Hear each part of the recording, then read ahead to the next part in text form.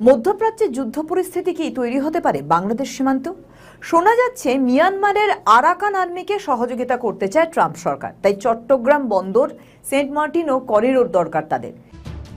Venezuela এবং ইরানের পর এবার বাংলাদেশ।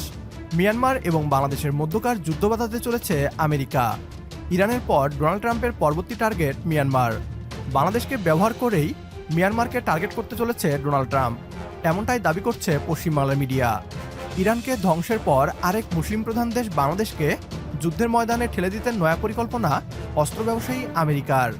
ইরানের মতোই যুদ্ধের জন্য বাংলাদেশ প্রস্তুত কিনা তা নিয়ে আলোচনা করছে ভারতীয়রা। কেন ইরানের পর এবার আমেরিকার টার্গেট বাংলাদেশ? এ নিয়ে কি বলছে পশ্চিমবাংলার মিডিয়া, আসুন তা দেখি। মধ্যপ্রাচ্যে যুদ্ধ পরিস্থিতি কি তৈরি হতে পারে বাংলাদেশ সীমান্ত? শোনা যাচ্ছে মিয়ানমারের আরাকান আর্মিকে সহযোগিতা করতে চায় ট্রাম্প সরকার, তাই চট্টগ্রাম বন্দর, সেন্ট মার্টিন ও করিডোর দরকার তাদের। ফলে বঙ্গোপসাগরের তীরে বাংলাদেশের অবস্থানই এই দেশের জন্য বিপজ্জনক হয়ে উঠছে বলেই রাজনৈতিক বিশেষজ্ঞ মহলের কিন্তু ধারণা। আমেরিকার প্রেসিডেন্ট ডোনাল্ড ট্রাম্প সিদ্ধান্ত নিয়েছেন মিয়ানমারের সরকার পরিবর্তন করবেনই। লক্ষ্য হলো সামরিক অবস্থানকে দুর্বল করে এমন পরিস্থিতি তৈরি করা যাতে ক্ষমতার স্ট্র্যাটেজি বদলায়। ফলে ইরান ইসরায়েলের পর কি তাহলে বিশ্ব রাজনীতির পরবর্তী বড় সংঘাতের মহড়া মিয়ানমারেই শুরু হতে চলেছে? 2021 সালের সামরিক অভ্যুত্থানের পর থেকে মায়ানমারে গৃহযুদ্ধ চলছে, আর এই সংকটের সুযোগকে কাজে লাগিয়েই নিজের স্বার্থ সিদ্ধিতে নেমেছে আমেরিকা, চীন। পূর্ববর্তী বার্মা অ্যাক্টের মাধ্যমে মায়ানমারের সামরিক সরকারের ওপর চাপ দিয়ে যাচ্ছিল প্রথমেই আমেরিকা। ট্রাম্প সেই আইন পরিবর্তন করে ব্রেভ বার্মা অ্যাক্ট করেছেন। এটি জো বাইডেনের 2022 সালে বার্মা অ্যাক্টের সংশোধনী। 2022 সালে মূল বার্মা অ্যাক্টে বার্মা সামরিক জান্তার বিরুদ্ধে শক্ত অবস্থান নেয় আমেরিকা। এবার আসা যাক কিভাবে মায়ানমারের ওপর চাপ সৃষ্টি করছে ট্রাম্প সরকার। নয়া ব্রেভ বার্মা অ্যাক্ট অনুসারে ট্রাম্পের বক্তব্য, জান্তার পতন না হওয়া পর্যন্ত চাপ অব্যাহত থাকবে। সামরিক সরকার না যাওয়া পর্যন্ত আমেরিকা এখানে তৎপরতা বজায় রাখবেই। অর্থাৎ চলমান অর্থনীতির অবরোধ, বার্মার আইন সরাসরি জান্তার রাজস্বের প্রধান উৎসগুলোকে লক্ষ্য করছে। রাষ্ট্রায়ত্ত Myanmar oil and gas enterprise ও মিয়ানমার কেন্দ্রীয় ব্যাংকের উপর নিষেধাজ্ঞা আরোপ করেছে। এতে জান্তার বৈদেশিক মুদ্রা অর্জন, আর্থিক লেনদেনের সক্ষমতা ব্যাহত হতে পারে। মিয়ানমারের বিমান জ্বালানি বা জেট ফুয়েল সরবরাহকারী বিদেশি কোম্পানিগুলোর ওপর নিষেধাজ্ঞা জারি করা হয়েছে। উদ্দেশ্য তাহলে কি?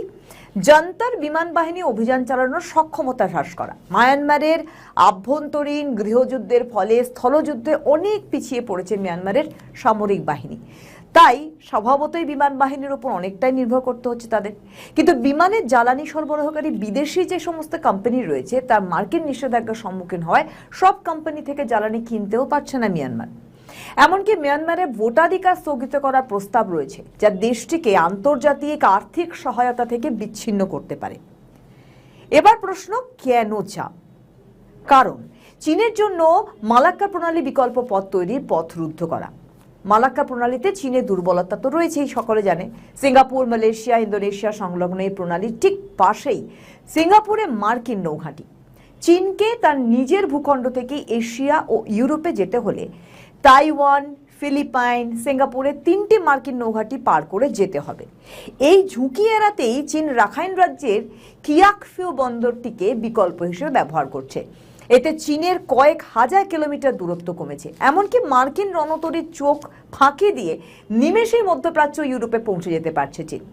জাপান, অস্ট্রেলিয়া, ভারত মনে করছে এই বন্দর চীনের নিয়ন্ত্রণে চলে গেলে ভারত মহাসাগরের সামরিক ও অর্থনৈতিক দিক থেকে চীন অনেক বেশি প্রভাবশালী হয়ে উঠতে পারে। ফলে ট্রাম্পের একটাই এখন ভাবনা, যে কোনো অবস্থায় মিয়ানমারের সামরিক সরকারকে হটাতেই হবে, যাতে এই অঞ্চলে চীনের কৌশলগত করিডোর প্রকল্প বাস্তবায়িত না হয়। এমনকি কোনোভাবে মিয়ানমারে গণতান্ত্রিক সরকার প্রতিষ্ঠা করা আমেরিকার জন্য জরুরি। মিয়ানমার থেকে চীনা আধিপত্য রুখতে ভারত এবং আমেরিকা মিলে বাংলাদেশকে বলির পাঠা বানাতে পরিকল্পনা করছে। বাংলাদেশকে যুদ্ধের দিকে ঠেলে দিয়ে অস্ত্রের ব্যবসার পাশাপাশি চীনকেও দুর্বল করার মাস্টার প্ল্যানে এগিয়ে যাচ্ছে আমেরিকা এবং ভারত। আমেরিকা ও ভারতের এই ফাঁদে পা দিবে না বাংলাদেশ। ইসরায়েল এবং আমেরিকা মিলে গণতন্ত্র প্রতিষ্ঠান নামে যে ধ্বংসলীলা ঘটিয়েছে তা দেখে শিক্ষা নিচ্ছে বাংলাদেশ। এজন্যই বাংলাদেশের সামরিক বাহিনীর শক্তিশালী হওয়া অনেক জরুরি। ভারত কিংবা আমেরিকার পক্ষ থেকে যে কোনো সামরিক হামলা থেকে নিজেকে রক্ষা করার সক্ষমতা থাকতে হবে বাংলাদেশের। ঠিক এ কারণেই ডক্টর মোহাম্মদ ইউনূসের সরকারের একের পর এক সামরিক চুক্তি ভারত এবং আমেরিকার মাথা ব্যথার কারণ হয়ে উঠেছিল। ভারত এবং আমেরিকার সকল ষড়যন্ত্র ব্যর্থ করে এগিয়ে যাক লাল সবুজের এই দেশ। একমত হলে কমেন্ট বক্সে ইয়েস লিখে জানিয়ে দিন আমাদের। সেই সাথে ভিডিও শেয়ার করে দেখার সুযোগ করে দিন আপনার বন্ধুদের। পরবর্তী ভিডিও দেখার আমন্ত্রণ জানিয়ে বিদায় নিচ্ছি আজ। আল্লাহ হাফেজ।